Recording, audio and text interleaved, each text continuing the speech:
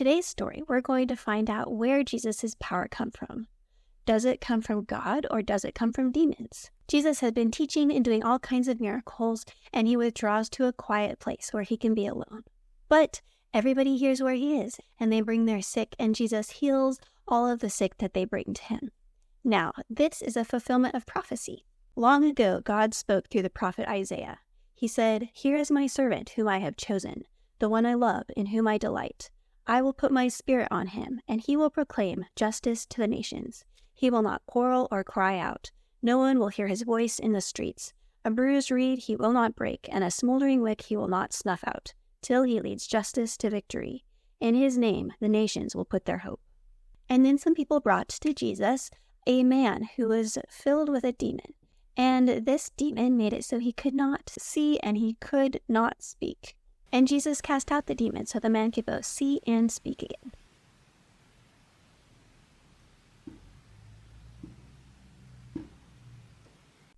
And all of the people saw this and heard it, and they said, "Wow, this is so amazing.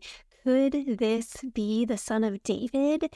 I think this is it. I think this is the Son of David." And the Pharisees hear this and they say, "No way, this is not the Son of David. Actually, what he's doing is he's casting out demons by the Prince of Demons. He is definitely not the Son of David." And Jesus hears this and he knows this. He knows what they're saying and he says, "What are you talking about, guys? Like, you cast out demons. You have people who cast out demons. Who are your people casting out demons by? Let them be the judge. If they're casting out demons by demons, well, that's silly because a kingdom divided against itself cannot stand. But if I'm casting out demons by the power of God, you can be sure that the kingdom of heaven has come near." And Jesus says, you can't go in and steal from a strong man if he's around and like not asleep. You need to go in and tie him up or you're not going to be able to take his stuff. And Jesus says, "You know what? If you are not for me, you are against me. And if you are not gathering with me, you are scattering." There are all kinds of sins in the world, and people will be forgiven for many of their sins. But there is a sin that will not be forgiven. You can say whatever you want about me, and you can even speak against God, but if you speak against the Spirit, you will not be forgiven. Jesus says, you know what?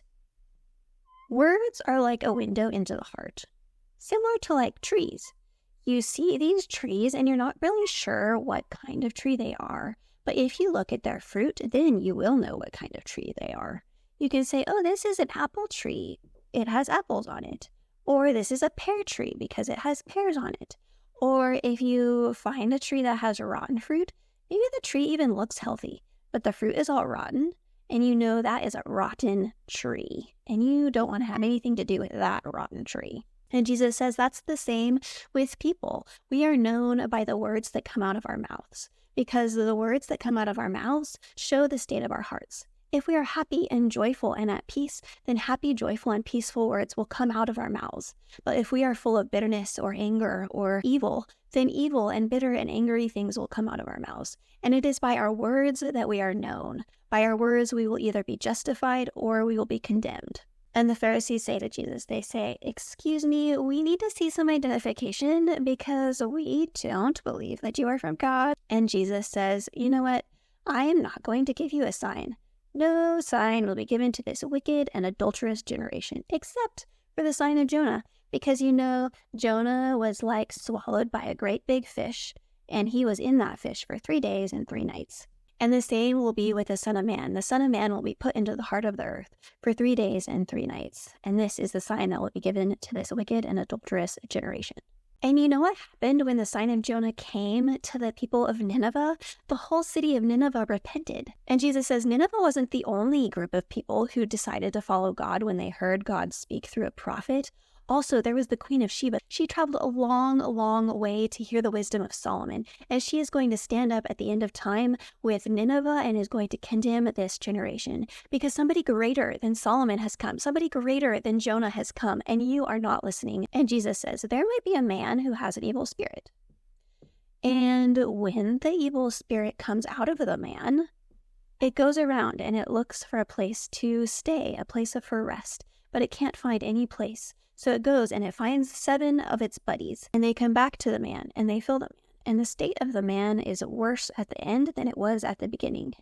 And that's what it's going to be like for this generation, because this generation had an opportunity to hear, and they had an opportunity to repent, and they heard, but they chose to turn away anyway. What do you guys think this story is teaching us? What does it teach us about God and about humanity? As I am telling you this story today, what is really sticking out to me is the idea of the trees and the fruit, and how the things in my heart come out through my words. And so I feel convicted that I just need to be really intentional and careful about what I'm saying. The words are not the problem is my heart. And so if I notice that evil things are coming out of my mouth, then I need to spend more time with Jesus so that the things that come out of my mouth will be good and helpful and uplifting and encouraging to the people around me.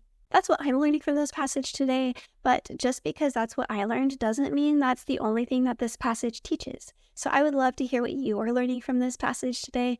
Please post in the comments below and let me know. What does this passage teach you about God and about humanity?